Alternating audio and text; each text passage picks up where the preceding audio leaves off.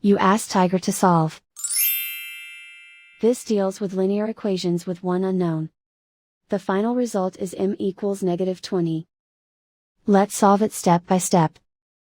Swap sides. Isolate the m. Divide both sides by -4. Cancel out the negatives. Simplify the fraction. Move the negative sign from the denominator to the numerator. Find the greatest common factor of the numerator and denominator. Factor out and cancel the greatest common factor. And so the final result is m equals -20.